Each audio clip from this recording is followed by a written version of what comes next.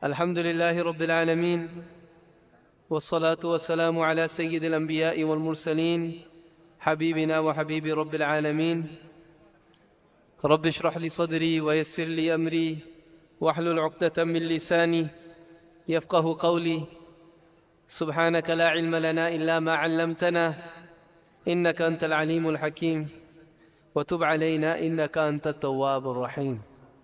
Ibrahim, let's see if it's coming on YouTube.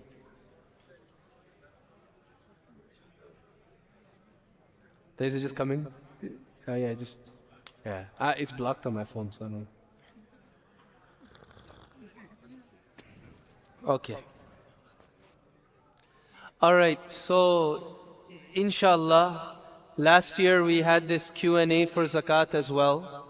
So, inshallah, what we'll do, the way that we'll do it is, we had given a link. If anybody wants to submit a question now, you could go to what happened?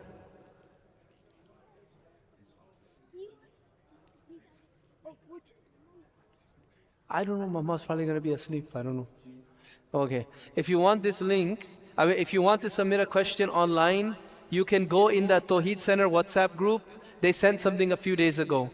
But, a lot of messages be coming in there. So you could go to slido.com, SLIDO.com, and enter this code, 3228172.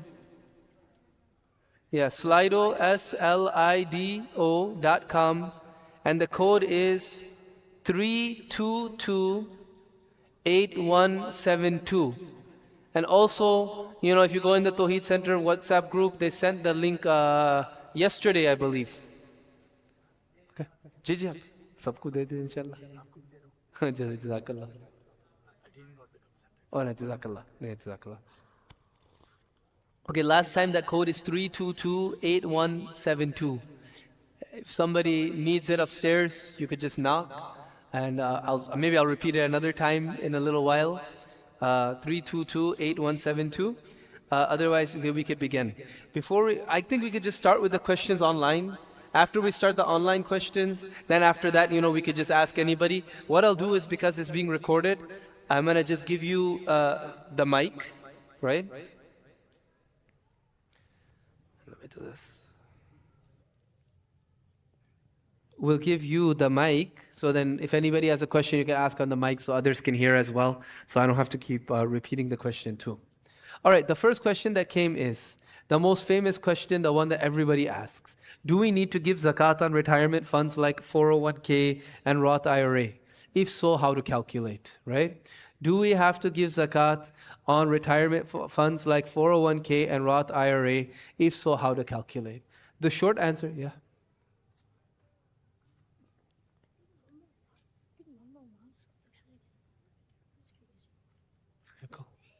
Okay, the short answer is yes. There is zakat on a 401k. There is zakat on a Roth IRA. There's going to be zakat on all of these things. Okay, but how? The scholars have given different opinions on these things, right? The first, opinion that the American Fiqh Academy has given is zakat is due on the entire on the entire 401k. So whatever balance you have to give zakat on it. Keep in mind, zakat is fard to be calculated every year. But a person doesn't necessarily have to pay it every year. So for example, you have a lot in your 401k and you can't pay that zakat now. You could pay it later. You could pay it when you withdraw from your 401k. But you have to calculate every year that this much zakat is due, right? Okay, so that's number one. American Fiqh Academy, they say give zakat on the entire thing. So the second opinion is Amja. They say, Mufti Rabbani Sahib in IGD, he also says that it's going to be whatever you would get in hand today. So if you withdrew your 401k today, you're going to have to pay tax and you're going to have to subtract penalty as well, right? So whatever the tax rate is, and then I think there's a 10% penalty that you'll have to pay. So whatever you get in hand today, if you were to withdraw it today, you would give zakat on that, right? Keep in mind for a Roth IRA, it's a little bit different because the principal that you put in, you could withdraw that whatever, right? It's the earnings that have the tax and penalty and all of that on there. All right, the third opinion that's given by Mufti Faraz Adam, he's written about this. He's the first place I seen it. Then I think Fiqh Council, they also adopted that a little bit. They said basically whatever the balance is, right, on your 401k, you take 25% of that. So just to make the math easy, let's say you had $100,000 in your 401k, right? Now, I don't know if I don't have a 401k, but if there's gold, if there's a commodities in there, or if there's cash in there, those things you're going to have to deduct from this amount. Like you're going to put those to the side. You're going to have to give zakat on 100% of that. But for all of the mutual funds and everything in there, you're going to take 25%. So let's say the 401k was $100,000. So you take $25,000, right? And you give zakat on that $25,000. The reasoning behind this is that when a person owns a stock, essentially you have ownership stake in a company, right? And when you have ownership stake in a company, not everything in that company is zakat paid on. Like for example, you have a building. So your building, you don't pay zakat on the building that your business is in, but the building, it has value, right? And that's part of your net worth or your business's worth. So there's a lot of things in businesses that are not zakatable. So, they did averages of many of the big companies and big stocks, and they came out to about 25% of the stocks on average or less is zakat eligible. So, meaning of zakatable assets. Therefore, they say take 25% of the 401k and give zakat on that amount. So if you had $100,000 in the 401k, again, if you had cash or commodity in there, you would give zakat on 100% of that portion. But the rest, $100,000, you take 25%, and from that 25%, which is $25,000, you would take 2.5%. Okay? So I think it comes out, in that case, it's easy. It's $2,500, but yes, it's 2,500. No, it's 625, right?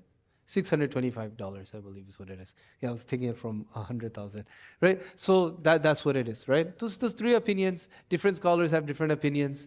You could take whichever one you're comfortable with. And I know from experience that not everybody is going to take that 25% one, because some people in their temperament, in their mizaj, they're just cautious. I know some people like, I don't feel comfortable unless I give it on the whole thing. Then who am I to say don't give it on the whole thing, right? Personally, I don't have the 401, but I got the other one. I give zakat on the whole thing, right?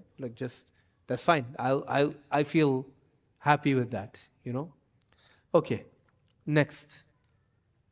Can you please verify that the Sayyid caste is not a nice word, but can you please verify that Sayyid people are not eligible for zakat while the Prophet ﷺ was from the Quraysh tribe? I don't really understand the second part of the question where it says where he is from the Quraysh tribe. I don't know how that's relevant, but Sayyids, right? Sayyids are all of those who are descendants of Rasulullah ﷺ from their father's side, right? So for example, my mother is Sayyid, but my father is not, so I'm not Sayyid, right? Now, a Sayyid, because I guess I understand, maybe he was from the Quraysh, so this, every other Hyderabadi is Sayyid Husseini, right? So how do all these guys who can't read Quran properly all of a sudden say that they're Sayyid and related to Nabi Sallallahu Alaihi Wasallam because they're not Qurayshi? Well, obviously people intermarried, right? That's how. And there's a lot of people, they could verify the fact that they're Sayyid. Now, for a Sayyid, by default, it's not permissible to give them zakat. Why? Zakat is purifying our wealth. So the filth of our wealth is coming out, and the family of Rasulullah Sallallahu Alaihi Wasallam is entitled to better than this. So we should give gifts. Sadaqah can be given to them. Gifts can be given to them. Zakat can be given. There are some scholars from the different mazahib, all four mazahib, who have said, well, Nabi Sallallahu Alaihi Wasallam's family, they were entitled to khums. Khums was whenever there was a battle, Nabi Sallallahu Alaihi Wasallam would get 1/5 of those spoils of war, and he would have his discretion how to use it, and he would give it to his family. They said since that doesn't exist anymore, zakat can be given to the Sayyids. However, I would recommend against that, because again, most scholars are against that. And again, it's not the status of a Sayyid that you give them something lower. You know, Nabi sallallahu alaihi wasallam, he said, and this is a governing principle we should come in that we should keep in mind when it comes to zakat. And that governing principle is that inna fil mali haqqan siwa zakat. That wealth, your wealth, inna fi malika la haqqan. Aw kama qala alayhi salatu wasalam, siwa zakat. There are other rights on your wealth other than zakat. Because we think, like nowadays, the concept here is zakat equals a tax. So when we think about tax, there's no good deed in paying extra taxes, okay? Probably bad deed, given that what our tax dollars are used for, right? There's no good deed in paying extra tax. So you look for deductions when it comes to tax. But people take this mentality towards zakat as well. So every dollar that I have, how can I count it towards my zakat? You see in the language that people use, zakat liability is what people have said. People have told me, I am the head of a household with 3 dependents. These are all tax language, right? So anyways, yeah, the Sayyids, we should not give them zakat. All of the 4 mazhabs are in agreement, though individual scholars from the 4 mazahib may have said that you can. Majority opinion is not to. And I have a friend, personally, who's involved in an organization. And what this organization's goal is, subhanAllah, what they do is they collect sadaqah just to give to Sayyids, poor Sayyids in India, Pakistan, Bangladesh, and other places. Okay. If you guys have any follow-ups on these, go ahead and ask. You know, this is not like a lecture, it could be open. It's just now we have 24 questions online, that's why I'm going through them. Again, if you guys want to follow up, go ahead, call out, inshallah, no problem. And again, I'm not saying I know everything, so I might say I don't know, right? And if I don't know, inshallah, I'll try to find out. Okay, next one. When we are calculating the zakat on jewelry, does the 15% for impurities deduction on gold will be calculated on the total amount or per item? Again, I'm going to do my best trying to figure out what these questions they say. But what I'm guessing is, look, gold, it's of different levels of purity, right? You have 24 karat gold, then you have 22 karat gold, and there's different carats of gold, right? So the carats mean that how much pure gold is in there, because gold is very soft. You have to mix things inside of the gold to make it harder. Now what you do when you have a piece of jewelry, first of all, the entire thing is not going to be considered gold or silver. What you'll do is you'll go to a jeweler and ask them what is the gold or the silver content in this. What is the gold or silver content in this piece of jewelry? And they'll very easily be able to tell you that. So you find out how much gold you have. The easiest way to find out how much zakat you have to give on your gold, the easiest way is you call 3 or 4 jewelers, local jewelers in the area, ask them, if I sell you this much gold, and you tell them the carats and everything, if I sell you this much gold, how much will you buy it for me? So let's say you have 800 grams of gold. Women, they have a lot of gold, right? A woman has 800 grams of gold, and that's when you take all the gold, you took out all the jewels and everything in her pieces.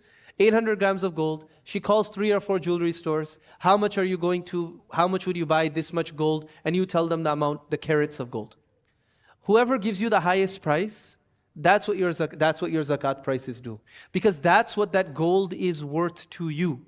That's how much you can get with it. That's your buying power with that gold. It's not what the gold rate is when you look online. That's actually be much, much higher than what you can actually get for your gold, right?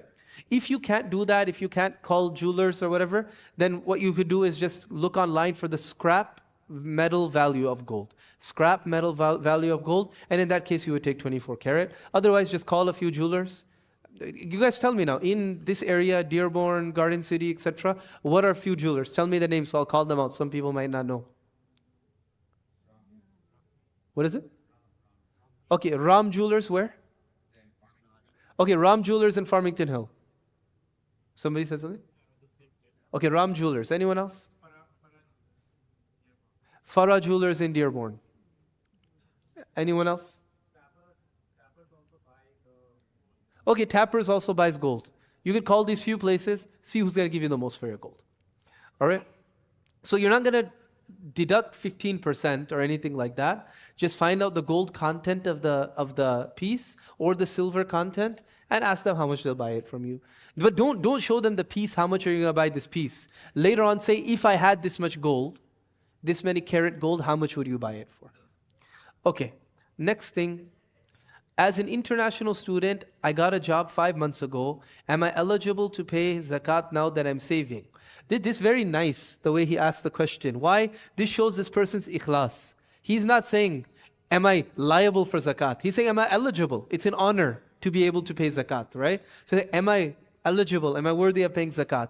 Does cash need to be held for 1 year before paying zakat? Okay, to answer this question, let's just understand when zakat becomes farz on a person. There is a thing called the nisab. Nisab is translated as quantum, or maybe an easier way to understand is a base threshold of wealth that a person needs to have after subtracting all of their short-term liabilities and debts.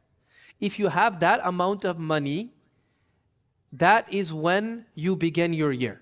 So this student, he began his school. Let me tell you what is the nisab today. One second. Darus Salam has on their website.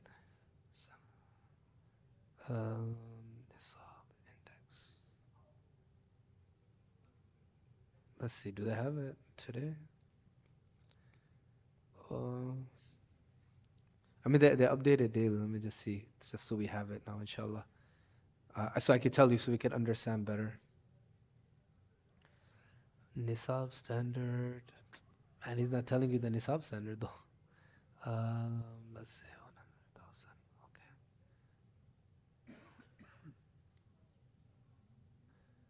Okay. So, all right. Anyways, we'll find it later. The Nisab right now it's around $9,000 though, because it's 87.5 grams of gold. What the value of that is. Now, this is not how much you could sell the gold for. This is the gold price, right? Anyway, I mean, you could find Sharia Board New York, they have it on their website. This Darus Salam has it. Other websites, they have it as well. But the nisab is around $9,000. So when a person, again, the value fluctuates.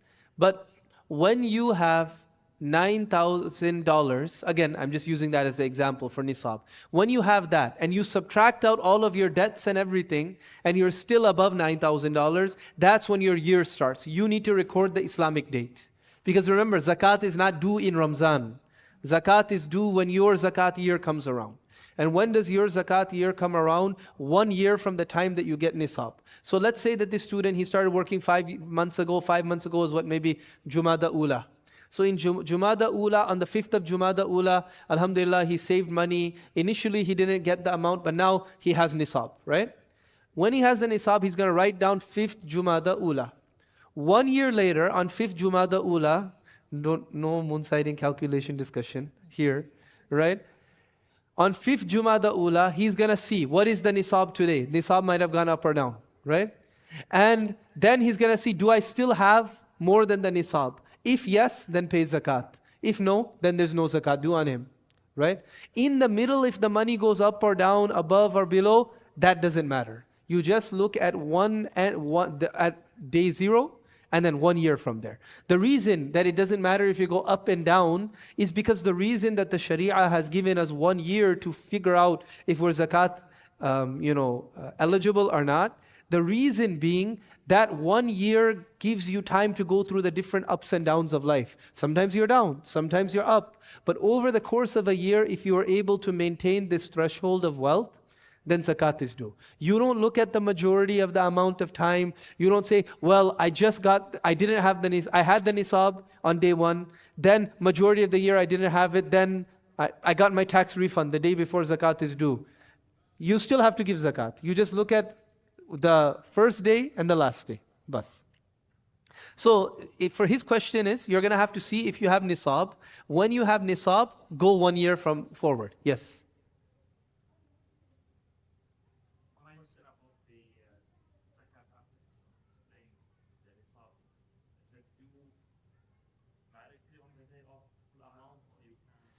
Oh, very good question. 1 year, when you look on your zakat date, what your job is to do is you have to calculate your zakat. You don't necessarily have to give it then, but you have to know this is how much wealth I have, okay, cash on hand, stocks, all of that. And then on that day you calculate. You can give it later. You can give zakat earlier too. If an opportunity comes up, if you want to give in Ramadan, but your zakat date comes in Dhul Qa'dah, for example, you could give zakat in Ramadan. But in Dhul Qa'dah, you're going to calculate on your date how much zakat is due, and then you'll subtract what you've already paid. And if you pay extra, this is a one, I guess, tax type similarity, it rolls over to the next year as well. So let's say you only owed $1,000 in zakat, but you gave $2,000 early. It will apply towards the next year's zakat as well. Okay? Yes? One clarification. So for the whole year, just want to make sure the last day counts as what we usually say is zakat. Yes, that's the only day that matters. Day one, when you're above the nisab. And again, above the nisab means that you're subtracting out all of your debts and liabilities and all of that. Short-term debt. Short-term debt means debt that is due within 1 year, right? And then 1 year from then, on that same day, you're going to look. It doesn't matter what happened in the middle. Follow-up question. Let's say I did not started calculating my year. So when can I start going now? So you didn't start, so you don't know like when you had nisab, right? Okay, so if you wanted to be really specific about it, you could look in bank statements and this and that. If you're not able to do that, estimate. Estimate, okay, around what time did I get the nisab? You'll have a general idea. Choose that date and stick to that date. Right? Yes. There's not more ajr in doing directly or spread it out. It's every person looks at the situation, right? لا يستوي منكم من أنفق من قبل الفتح وقاتل. Allah subhanahu wa ta'ala looks at the need of the time. Sometimes there's a need to give immediately. Sometimes there's a need to spread it out. You look at, you use your best judgment about what is the best thing to do. And then you do. Sometimes I'll tell you, you'll be surprised. You may get more reward for giving zakat outside of Ramadan than inside of Ramadan. Why? Because there's a need. And Allah subhanahu wa ta'ala is not dependent on, okay, I'm giving this much reward or that much reward. Allah subhanahu wa ta'ala can give bighayri hisab, without any hisab. Okay, you had a question?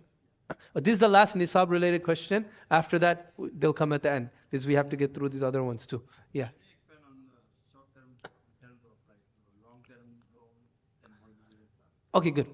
Okay, short-term debt and long-term debt. This is also related to nisab as well. Short-term debt means anything that's due within 1 year. Okay? Whatever is due within 1 year. So for example, let's say you have a car payment. 12 months of car payments. You could take that out. Mortgage, yeah, you could take out one year of that. Although ulama say that, look, I don't want to open this can of worms, but they say if there's interest due, you can't deduct the interest. You're only going to deduct the principal payment, okay? And then like tax, all of that 1 year you could deduct ahead, right? Long-term debt, so like mortgage and those types of things, what you're going to do is you'll see what's due within 1 year, right? So like let's say you have a $200,000 mortgage, but how much are you going to pay this year? If you're going to pay $24,000, for example, you could deduct that from your asset base, okay? Before calculating nisab. Next thing is personal debts. Personal debt, you don't look at 1 year or not. So a personal debt, like a qard, somebody owed you money, you deduct the entire amount until it's paid off. You don't divide it into year by year. Even if they told you, pay me this much by every year, you still deduct the entire amount. The reason for this is that the default in Sharia is that when it comes to a qard, a person can demand it at any time from you. Even if they told you pay it over this many years, it's not nice that they do that, but they wouldn't be sinful if they demanded it immediately as well. Okay? So, all right, next question.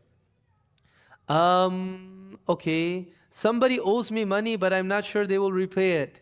Do I still include it? Welcome to the club. We all have somebody like that, right? If you're not sure that they're going to repay it, you do not add that to your zakat asset base when collecting zakat, okay? And however, if you get it later on, if you get it later on, you still don't have to give zakat retroactively. It's like it's gone if you're assuming they're not giving it. But it can't just be that you're like, I gave him 50,000, I don't think he's going to give it. No, like there has to be signs, like the person is denying the debt. The person has a history of doing this to other people. A person has a history of doing it to you. He keeps delaying and keep delaying and keep delaying. Like there has to be some sign that he's not, going to pay it back. And really at the end of the day, this is between you and Allah, right? if you can't come to me and say, well, I don't think he's going to pay it back. He did this and this. Is he going to pay it back? I don't know. If you ask me a question, I'm just going to answer you based on how you ask me. These things are between you and Allah. And keep this in mind, always, about everything. Like I say this about talaq masail all the time as well. No fatwa from a mufti can change the reality. Meaning if you tell somebody that XYZ, if you come and tell a mufti XYZ happened when you know XYZ did not happen. And mufti said, well, based on what you said, this is the hukum. You can't go on the day of judgment and show Allah, Mufti Sahib gave me this fatwa. Allah knows what happened and you know what happened. And you know what was the ruling. But you went and you tried to, Mufti Sahib se goli chalai. Like, doesn't work like that, right? Okay. Next, as an international, okay. I have taken a loan on 401k. Do I still need to pay zakat on the amount which I took a loan? Yes, you do. The reason is that taking a loan on a 401k and paying back in interest, this does not meet the Shari'i definition of interest. You took a loan from yourself. Meaning, I use some money and I have to put some money back in the 401k. No, here says I took a loan on the 401k. No, in this case, there should not be any zakat on it, right? Because it's your own money, right? So if you took a loan on the 401k, first of all, it is permissible to take it, regardless of the fact that they say interest. It's not interest, because you can't pay interest to yourself. The condition is interest is paid to somebody else. Number two, if you don't have the money in hand, right? If it's in hand, you're going to have to give zakat on it. But if you've already used it, it seems to me there should be no zakat on there. I'll look into it, inshallah, I'll consult it. But again, it's a debt to yourself, which doesn't really make, it's like basically a forced saving that you're having to do. So there should not be any zakat on there. But again, I'll check with one of my colleagues, inshallah. Okay? If the total assets are less than, if the total assets are lesser than the total mortgage amount, do we still owe zakat? Again, you're going to look at the mortgage, only what's due in 1 year, and only the principal payments. Okay? You're not going to look at the entire $200,000, $300,000 mortgage. In that case, like, I don't know if anybody would have to pay zakat, right? You're going to look at 1 year. Okay, where do I distribute the zakat first? Here in America or my home country, or does it not matter? I'm going to say, whatever I say, this is like I said yesterday, you can't make anybody happy, right? Somebody's going to get mad, somebody's going to get offended. At the end of the day, the default is, what it says in the books of fiqh, is it's better to give zakat locally. That's what it says. But it says unless there's a strong reason to give it elsewhere. So then it says, for example, there's a war, or you have family members in another place, or this and that. The thing is, what I don't like to get into is, oh, well, people in so-and-so country need it more than here. If we're honest, being poor sucks. Wherever you are, being poor is no good, right? A person here who's living paycheck to paycheck, a child who never gets to get anything and sees everybody, their life is difficult as well, right? I mean, many of us might have experienced those types of things. Like, life is not good. Over there, if everybody's poor, okay, they all know, like, that's the default. Whereas perhaps in America, they're living in poverty and they're seeing everybody around them with everything and they can't have things. It's I'm not saying one is worse than the other. You can't compare apples and oranges, right? Being poor is difficult wherever a person is. Yes, again, the default is it's better to give zakat locally. I do try to give locally, but then try to also send a little bit overseas if you want. Or if you have a relative, you can give overseas. Minhaj Bhai, he collects for overseas. Go ahead, you could give it to him. I have some contacts overseas. I collect for them as well. Though even I prefer to give it locally. So it's up to you. Again, you're going to look at the situation. You're going to look at the need. But again, it's not fair to say people overseas need it more than here. There are plenty of people who need zakat here as well. All right. Again, we're going to have to use our judgment and whatever you prefer. Okay. Does zakat need to be paid on inventory for a business on the value of items needing to be sold? Yes. You're going to look at what the sale price, what you sell, what the market price for those items are. on your inventory, you are going to give zakat. Because again, those things, they can easily be converted into cash for you. And inshallah, those things will get sold. So things that are in your business, that inventory, you will give zakat on the, some say market value, some say sale price. Okay, next. Where do I, does utilizing the tax benefits from zakat, charity payments, donations to religious organizations, halal? If yes, can we declare it zakat as personal expense? Kids, can you keep it down a little bit? Who's that? I know, Nabila, I know you're up there. Okay, now, does utilizing tax benefits from zakat, is it halal? If yes, can we declare zakat as a personal expense? It's permissible to utilize the tax benefits. If you paid zakat to an organization and they gave you a tax receipt, you could use all the benefits because your zakat was paid, right? And again, as I said, there's no good deed in paying extra taxes here, right? So yeah, you could go ahead and you could deduct it. Can we declare zakat as a personal expense? Sure, why not? As long as you're not breaking any tax laws. If the zakat is paid, if it's used, for the tax code over here, there's no problem. There's no sin. Paying zakat is a good deed, right? Paying taxes, overpaying taxes, no good deed. So again, whatever deduction you could take that's legal, go ahead and take it. Is a husband responsible to pay zakat on a wife and daughter's jewelry? No. Right?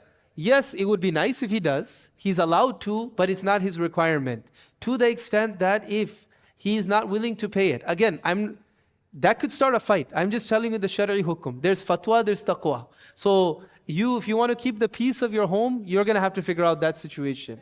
But in terms of shar'an, husband does not have to pay the wife zakat, even if she has money. To keep this in mind too. Every Muslim's assets are considered separately. They're not joint. Even between husband and wife, your assets are, so if the husband and wife are both working, you don't give zakat joint, right? You keep track of, who earned what.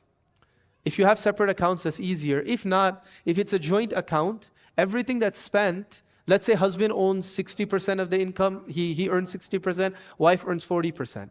Every time that you're deducting from the bank account, it's going to be 60% is going away from the husband's asset, 40 from her assets, right?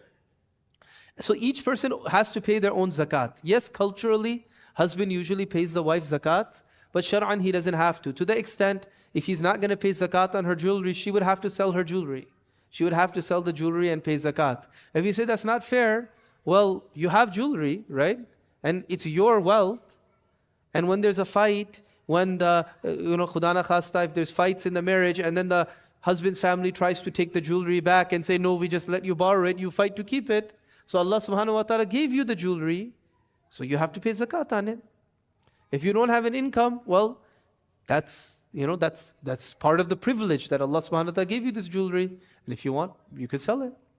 Right? So, but the husband doesn't have to, but he can. But remember, a condition for zakat, the condition for the validity of zakat is intention. So the wife has to know that the husband is paying her zakat. So she has to tell him, or the husband has to tell her, hey, I'm paying your zakat as well. At least one time, then year by year that can become a default. But without ever saying anything, if the husband just pays the wife zakat every year, her zakat is not fulfilled. Why? There was no intention there. Okay? Huh? Ji.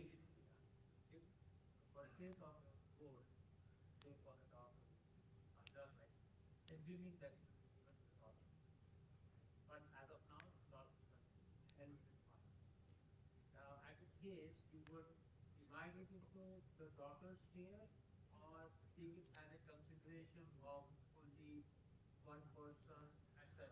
Okay, very good. So question is, when it comes to gold, let's say you purchase it with the intention to giving it to your daughters, but you haven't given it to them yet, etc. Who pays zakat on it? Is it joint? Basically, oh, yeah. So, so it comes down to ownership, right? Now, if you have told each daughter, this is yours, this is yours, this is yours, and they're not baligh, right? If they're baligh, if they're mature, you actually have to give it to them. Then you could take it, you could tell them, okay, we give it to you and now we're going to put it in a safe and all of that. But you have to give it to, if they're children and you buy it with the intention of buying it for them, but your intention is it's for my daughter, automatically it will go to them. But you have to know how much is going to each daughter. If you don't, if you haven't done that, then that's considered yours, because you still have discretion over it, right? I could give more to this one, I could give less. Maybe a person, they might buy in advance. I'm going to give this zakat if I have daughters or daughter-in-laws, and the person doesn't have children, right? So then it's considered yours. So you will give zakat on it. Another thing now related, children who are not baligh, though they have nisab, though they have all of that, they do not give zakat on their wealth until they become baligh. But once they become baligh, if they have the nisab, especially with girls with gold, they will have to give zakat. Now the parents can pay for it every year, but it's better to teach them, even if you pay it, tell them, look, let's calculate how much zakat you owe, so that growing up they know that it's an obligation. There's a lot of things that we don't tell our children, like for Hyderabadis, like for whatever reason, our women, they think you never have to do qada of rozas, of fasts. So like so hundreds, I know so many women, hundreds of rozas they have to make up. They miss 4 or 5 every year, then they have 4 kids, so they miss 2 Ramzans like that. And nobody ever told them when they were young, you have to make them up. Now, 20 years later, they have to make up fasts. So you have to tell them beforehand. So even if you're going to pay the zakat for them, tell them, or don't pay it. Say, okay, let's calculate every year. When you get a job, when you get married, then you're going to have to pay it. Why? So that they also have to do these ibadat as well. Okay. How is zakat calculated for short-term stocks owned less than 1 year? Do we just calculate zakat on the stocks you own at the moment of calculation? Yeah, that's what it is. What you own at the time of calculation, that's what you give zakat on. I've seen nisab being calculated based on gold and silver. How does it differ? Which nisab calculation, gold or silver, should be followed? Gold standard should be used. In America, what the fatwa is on is gold standard, gold nisab is used. They differ because in Nabi Sallallahu Alaihi Wasallam's time, the nisabs that Nabi Sallallahu Alaihi Wasallam said, they were equal. Gold and silver, they were used. Silver still had some value, right? So these amounts, they were equal in value to one another. Now there's such a big disparity between silver and gold, though the value of silver is going up a little bit. The silver nisab is like nothing. It's like $500, right? A person who has $500, they're one car crash away, one medical bill away, one visit to urgent care away from being bankrupt, right? So the fatwa in America is that gold standard is used for nisab. Okay, somebody who has debts besides mortgage and is paying monthly to pay off the loan and debt, how to calculate zakat on other assets? Well, each asset is going to be considered independently. So you're going to calculate your cash, your stock, your 401k, your gold, all of that, you're going to calculate that. And then whatever debt you have, you're going to subtract it after you've already calculated all of your other assets. So when you're calculating your assets, don't think about your debts. Those are 2 separate things, right? Calculate your assets, then subtract your debts at the end. And then if the resulting number is more than the nisab, give zakat. If not, no zakat is due. Yes? Apart from having that outside the personal loan, if you are not able to pay right now, or the student here because of your expenses, can you consider that while calculating the cash balance, asset balance at the end of the year? Because your intention is not to pay right now. Because it's a personal loan, you can from that number. Mm-hmm. You cannot afford to do it. Right. Whether you are selling out of gold and pay that. So you're keeping that asset in cash and you have a loan. So because your intention is not there to pay right now. So Regardless of whether you have the intention to pay the loan now or later, if it's a personal loan, you're still going to deduct it from your assets. So you even if you're going to pay it later, you'll still deduct that amount, the personal loans. Okay. If someone has leased a home, which is tradition back home, can this amount be deducted as a debt?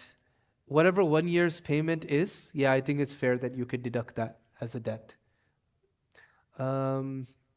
While paying my zakat, I prioritize my relatives who are financially poor, physically, socially struggling, widows and orphans. Is there an order of priority? No. Again, you're going to look at need, right? Sometimes there's an immediate need, sometimes there's a long-term need. Use your best judgment, and inshallah, it'll be a means of reward. Is zakat due for someone who died before their nisab date when their zakat is due and it is supposed to be paid before inheritance is disbursed? Well, if a person had paid all of their zakat every year and now their zakat year has not come around and they die in the middle of the year, no zakat is due on their wealth. The inheritance is going to be given. Yes, if they had zakat for years past that they haven't paid and they left a wasiyat saying that I owe this much zakat, then if up till 1/3 of their estate, their zakat will be paid off. And then if it goes beyond that, it's up to their inheritors if they want to pay the rest, but they're not obligated to do so. But if a person dies in the middle of their zakat year, there's no zakat due on their money. Whatever their estate is, it's going to go directly to the inheritors. While paying my zakat. Okay, if zakat is due, are online zakat calculators accurate and can they be followed? Islamic Relief, I would never give zakat to them. But I don't know. I don't know how these calculators, how accurate they are or not. What I would do is, I made like a spreadsheet. You could plug your thing in there, or very easily just add up your assets. Just add them up, literally. However you want to treat your 401k, we've gone over those 3 ways. It's simple adding, subtracting, and then at the end multiply by 0.025. That's really all it is. Addition, subtract, anybody with a calculator can do it. But I'm sure that these calculators are okay, as they're using a formula. I know some of them are going to be skewed in the direction that they want you. Like there's one organization, they say that only put in your expenses for the next month, not the year. And then they also have a link so that you can immediately give them your zakat. So, I'm sure because it's just simple math. So they should be accurate. Can a Sayyid give his zakat to his relatives who are also Sayyid? So I saw this question yesterday. So I looked it up and no, they can't. Sayyid cannot give zakat to another Sayyid. Because it's not about who's giving to who. It's about the mahal. Who is receiving. And a Sayyid is, their status is far above them being given zakat. They should be honored and be given gifts and this and that. Again, as I told you, few scholars from each of the mazahib say it's okay, but it would be better to avoid and it would be better to give them more. I remember Maulana Mufti Taha Karan, rahmatullahi alayh, great alim. He was young when he passed away. He was a Shafi'i alim. So somebody asked him, so the fatwa was written, I read it. Somebody asked him, well, so-and-so scholars in the Shafi'i mazhab say that zakat can be given to a Sayyid, so I want to give my zakat to a Sayyid, is it okay? He said, he's like, this is not the mazhab, but although 1 or 2 scholars say that and some have given fatwa on this, I don't give fatwa on this because a Sayyid is far and above, and you tell me how much they need, I will give it from my own pocket, I will give it for the Sayyid, out of the honor and love of this person being a Sayyid and being related to Rasulullah. If I have bought land in India, do I have to pay zakat for that land? Okay, when it comes to zakat on land, on real estate, it depends what is the purpose for buying the real estate. If you bought the land to build a home on it, right? No zakat, right? Because you're going to use it. If you bought a house over here, and your intention is you want to rent it out to people, you never want to live there, but you're just going to rent it out, no zakat on there. Zakat is only due on items that besides for the regular like liquid assets. Zakat is only due on items, on real estate, etc. when you buy them with the firm intention to resell. Okay? So, like let's say that I always wanted to drive a Corvette, right? Like I'm just giving an example. So what I do is, and I know that it's a waste of money and this and that. So what I do is I talk to Imam Ihsan and say, man, find me a Corvette. So I buy a Corvette knowing I just want to drive it around the summer, show off to people so people could put nazar on me over here. And then I'm going to sell it at the end of the summer, right? I just want to drive it. I know I bought it with the intention to sell it. Yeah, I'm going to drive it around for a little while. But my main intention in buying it was I'm going to resell it at the end of the summer, right? So then I would give zakat on the value of that car. But in the course of me even driving it, I'm like, man, this is a nice car. This car suits me. I'm not going to sell it anymore. no more zakat. Even if I decide to sell it later on, after the winter, I'm like, oh man, I made a mistake. Even now, zakat is not going to be due. Once that intention to sell goes away, zakat is not going to be due. So anything that you buy with the firm intention of selling, zakat is going to be there. So now this piece of land, if you bought it and you said, I'm going to resell it because I know that the prices are going up and Hyderabad is getting land is expensive. I know within 2 years it's going to go up. I'm going to sell it in 2 years. Yeah, you're going to give zakat on the value of that land. If, however, you bought it and said, let me see what I'm going to do. Maybe I'll sell it. Maybe I'll build something on it. Even if you say you buy it with a wait and see strategy, there's no zakat. Again, zakat is not a place where we take loopholes. Allah knows your intention, right? So be honest about your intention and decide what to do. Can one give zakat to their spouse? No, one cannot give zakat to their spouse. However, one cannot give zakat to their spouse, to their ascendants or their descendants. Meaning, zakat cannot be given to spouse, zakat cannot be given to parents, grandparents, great-grandparents. It cannot be given to children, grandchildren, great-grandchildren. Zakat can be given to siblings. It can be given to aunts, uncles, cousins, nieces, nephews. It just can't be given to your direct usul and furu, ascendants and descendants, parents, grandparents, etc. And you cannot give it to your spouse. Is zakat applicable to the gold you kept for under 12 years of age for a girl? It's not under 12 years, it's if the girl has become baligh and if she's had her cycle yet or not, right? So once she's had her cycle, if that zakat is, remember there's a nisab for gold as well. The gold has to be more than 87.5 grams of gold, right? So if she has more than 87.5 grams of gold, once she becomes baligh, from that day, that's when her zakat year starts. And you're going to look 1 year from now, most likely she'll still have the gold. But before she turns baligh, before she has her cycle, no zakat is due. A child can have $100,000. No zakat is due until they become baligh, boy or girl. Can I purchase a condo for a relative in India who does not own a house using my zakat money and paying an estimated zakat for the next few years in advance?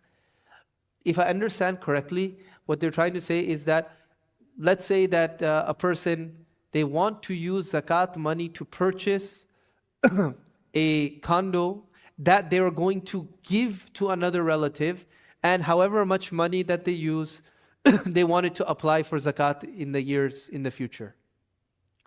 Yeah, that's permissible, provided that you actually make them the owner of that house. You hand over the keys and you hand over the deed to that person.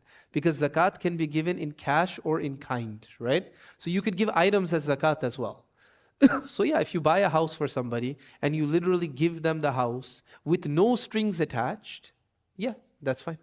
And if you paid more than what you would owe in zakat for this year, it could apply for years in the future, no problem. All right, before we go through these questions here, anybody here has a question? Because there's still a lot more of these questions. Anybody here has a question, or have your questions kind of been answered with these? Oh, yeah, sure. No, mashallah, I guess this online system is working well. Inshallah, we'll use it again. Instead of, do we have to, Jazakumullah, do we have to give zakat for jewelry of daughter who is under 10 years? If it's her jewelry, no. If it's yours and again you're like, maybe I'll give it to her, maybe I won't, maybe if, I like this daughter better, maybe sometimes people have 2 daughters, one daughter is like more desirable, so you think it's easier for her to get married, you feel bad for the other one, so you give them jewelry. No, but if it's hers, if it's really hers, you don't have to give zakat, if she's not baligh. When is it expected to pay zakat? When your income is stable, corrected? No, when you have more than the nisab for 1 year. That's when you're expected to give zakat, regardless of whether a person has a fluctuating income, even if a person is out of a job, right?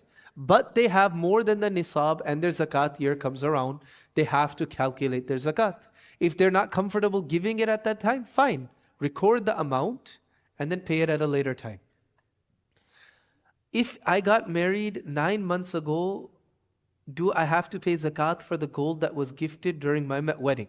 Good question. Now, we don't consider every aspect of our assets separately. We join them all together. Unless you have animals, which I don't think anybody but Basha Bhai has, right? So he has a whole different set of calculations. Otherwise, besides for that, you lump all your assets together, right? So now the question is, did you have nisab before you got married? If you had the nisab before you got married, when your zakat year comes around, all of that gold is just going to be added to your assets and you give zakat on it. If you didn't have nisab prior to getting married, that zakat, if the value of it, remember, and how you calculate the value, call some jewelers, ask how much it is. If it's bumped you over the nisab amount, right? Now you're going to wait until 1 year passes, right? If I need to pay zakat on gold, should I deduct the amount I originally charged for wastage when calculating its value for resale? What does wastage mean? What is wastage?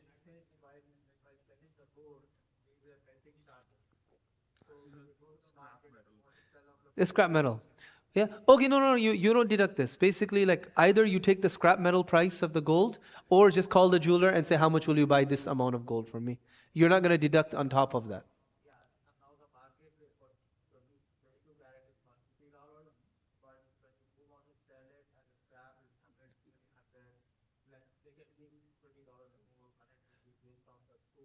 Quality. Yeah, so again, whatever the jeweler tells you, you're not going to make any additional deductions. Whatever they tell you, that's the amount that the gold is worth to you. Or you could take the scrap price.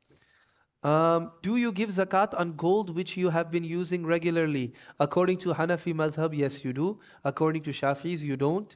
But really, in reality, Hanafi madhab is much stronger here. Why? Because anytime you can go to any store, we buy gold. The Hanafi says, look, gold, it was created by Allah subhanahu wa ta'ala. Gold and silver, their default purpose is to be a currency. Because women have a need within them to be beautified, it's a rukhsa. It's a dispensation for them to be allowed to wear jewelry. That's why men are not allowed to wear jewelry, because gold and silver are currency, right? All these guys were walking around with these bracelets is haram, right? Only thing that a man can wear is a silver ring, right? Necklaces, chains, all haram for men. Now, if a woman is wearing it at a time of need, she can sell the gold, right? She can sell the silver. So yes, zakat is due on it. Again, if you follow the Shafi'i madhab, then you don't give zakat on it. But I think the default here is Hanafi, and there's a few, Salafis, ghair muqallid. But if you're Hanafi, you should pay zakat. Don't just pick and choose over here. How do you calculate the zakat on a rental property from which you get rental payments? If this is your only source of income, retired, I live with my kids. You don't have to calculate the zakat on your rental properties, right? All you do is when your zakat year comes around, however much money you have in your assets, you use it. So if you're getting rental income, it's just mixed in with your other income, you're using some of it is left over. Whatever is left over at the end of the year, when your zakat year comes around, you pay zakat on it. Remember, zakat is not income tax. It doesn't matter how much came in during the course of the year. It just matters what you have at the end of your zakat year.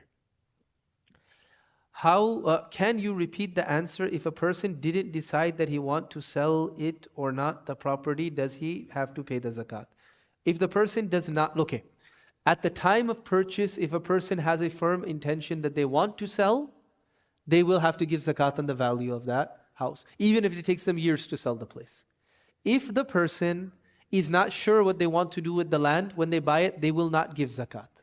If a person owns land or any other thing, then decides to sell it, like I decide to sell my car, for example, there will not be zakat on it until it's sold, and that money will be added to your assets, and when your zakat year comes around, then you give it. The only time you will give zakat on merchandise or on land is when you buy it with the express intention of selling.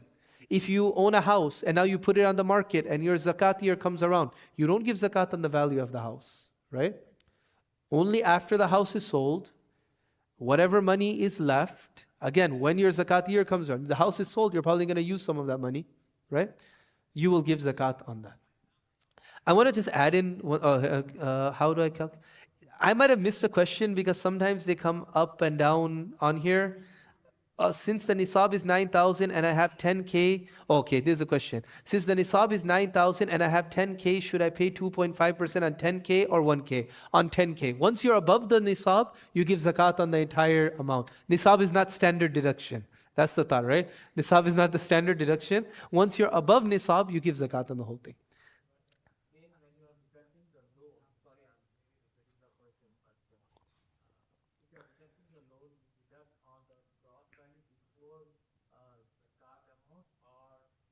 Gross value. Okay, let's say nisab is 9,000, you have 10,000, and your loan is 5,000. From 10,000, subtract 5,000. Now your zakat asset base is 5,000, nisab is 9,000, you don't have to give zakat. Is that clear? Like I was in this situation. I took a bunch of loans from people, right?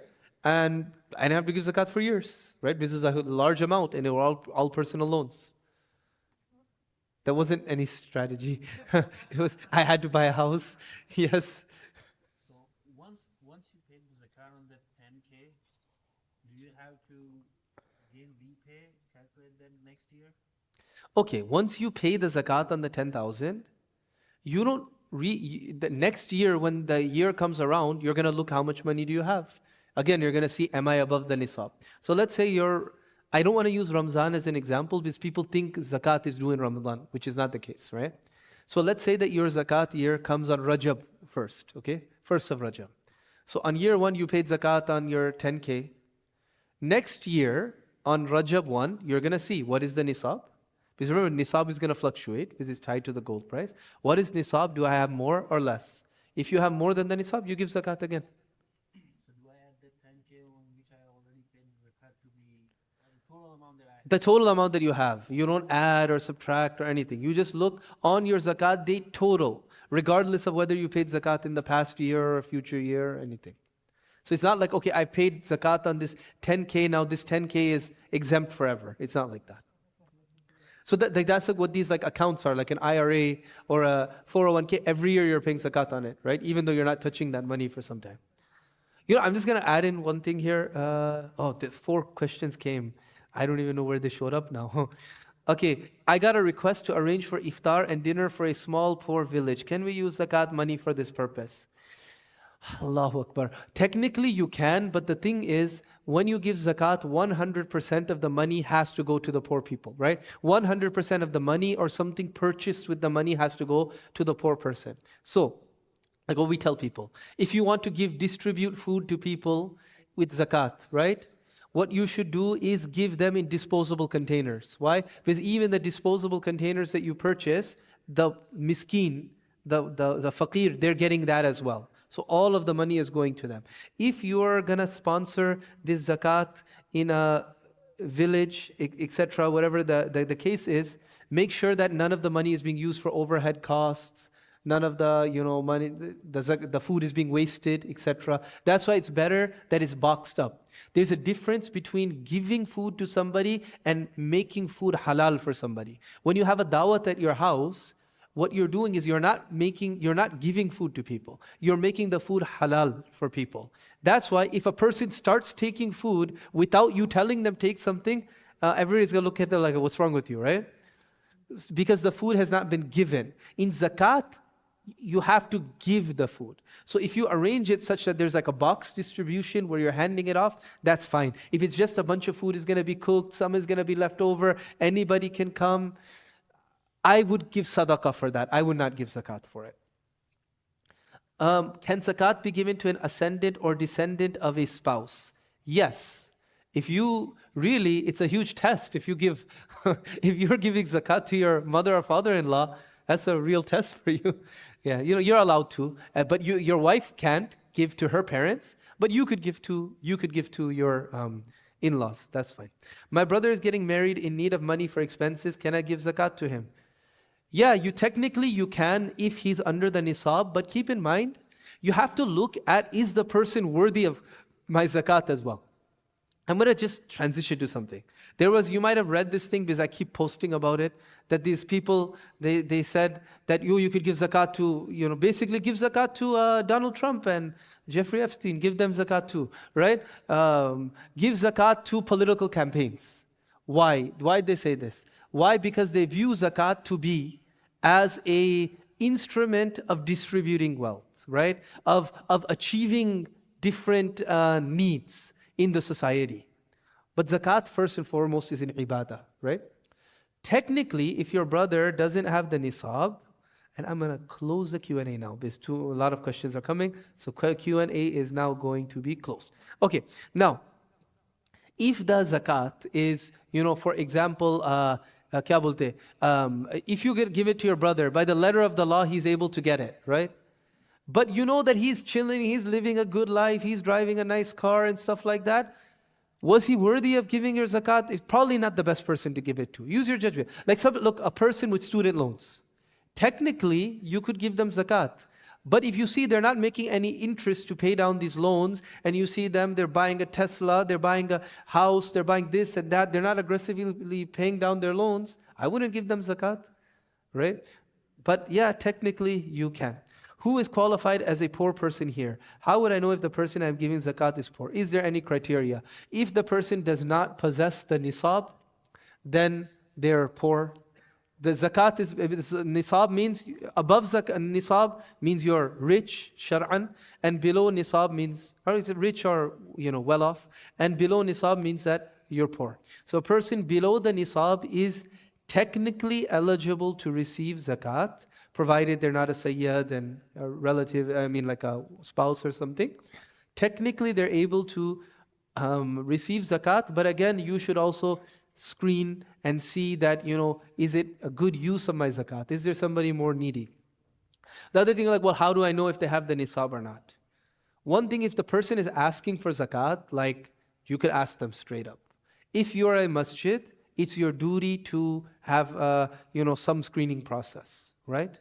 It is the duty of the masjid to have some screening process to make sure the person is zakat eligible, right? And then other than that, you look at the zahir hal of the person as well. Is it possible that they have $10,000 of cash under a mattress in their home? Sure it is. But you're looking at their zahir hal, you tried your best to find out, you asked a few other people, and then you'll give them zakat, right? For babies born after 2025, US is giving 1K to the baby Trump account and it's expected to increase. How should I pay zakat for that? Well, the good thing is you don't have to give zakat till your child turns 12 or 13. Do make sure though that the underlying assets in the Trump account, you have control over where it's being invested, because if it's being invested in bonds or other haram things, you can't just assume that it's halal. It may be, but you have to see what are they investing it in, right? But you don't have to give zakat on it until the child turns, baligh, which would be 12, 13 years down the line, and that would be your child's problem. Not problem, honor. I'm just joking. Honor. Instead of giving cash to somebody back home, can we deliver the groceries to their house from zakat money? Absolutely, absolutely. And that would be good. If some people are irresponsible with money, if you give them something that they could use, that will be of use to them, you might want to give them that thing instead of giving them money. Okay, I think that we got every question. I'm sure there would have been more, but I closed it because, you know what, I'll open it because there's 39, we'll make it 40. 40 is a number, 40 hadiths, 40 years, 40 days chilla, right? We'll keep people happy for 40. If anybody wants to add one more question, you could add it, but I'm going to close the Q&A after that. Or if somebody here wants to ask a question, you could ask that, then I'm going to close the Q&A. And if nobody is going to add anything, takallufan, I'm not going to keep this open. Ji. Just a point of clarification. So Yes. when you're giving zakat, you cannot dictate terms to anyone, right? How should we use it? Yes. Did you want to say more? Yeah. So this is exactly what Umar Bhai is saying, is that when you give zakat, the proof that you've actually made them the owner is you do not dictate the terms to the person. Meaning you give them the money and they can use it however. There can't be strings attached. I'm giving you this zakat money and you need to pay for your school with it. However, again, like if the person is, okay, we got to the 40th question. If the person is irresponsible, right? There are ways that you can help them. Help them by giving them something that they could use. Or what they could do, like let's say somebody, they're irresponsible and you know that they need to pay some fees, school fees or whatever, right? You need to pay that for them. But you know that if you give them the money, they're not going to use it. What they could do is they could appoint a wakil. Like what they could do is they could tell you, give the zakat money to my father and he will pay my tuition. Now, when a person appoints somebody as their wakil, as their representative to take zakat for them, right when you give them the zakat, the wakil, the zakat, it's fulfilled. I'll give you an example. One of my friends, their family asked me to pay, to find people to give zakat, right? So they wanted to give it to scholars. So I asked, I found certain scholars who were, who were zakat eligible. I told them, I said, guys, make me your wakil to take zakat for you. The purpose of that was, the second that she gave me the money, her zakat was done. Regardless of whether I delivered to them or not, I did deliver it to them. But sometimes it gets delayed, right? With like Zelle and this and that, things get delayed. Or Khuda na khasa, something could have happened, right? I would be responsible, but that person's zakat is fulfilled, right? So if that person who's kind of irresponsible, if they say, okay, make somebody my wakil, okay, you give my dad my zakat, the zakat you're going to give me, then the second you give it to that, your zakat is done. Now what the dad does, that's up to him. Okay, does it mandatory to tell them that it's from zakat? This is a very good question. It is not necessary that the person knows the money that they're getting is zakat. You could tell them that it's a gift, you could tell them whatever, but sometimes it's awkward to tell somebody, right? Especially if they're not asking, if it's a family member, if it's a friend. No, you have to have the niyat that it's zakat. You could call it whatever you want. It just comes down to your niyat at the time of giving it. And of course, they have to be zakat eligible. Inshallah, subhanallah wa bihamdik, subhanakallahum bihamdik, nashadu wa la ilaha illa anta, astaghfiruka wa natubu ilayk. May Allah subhanahu wa ta'ala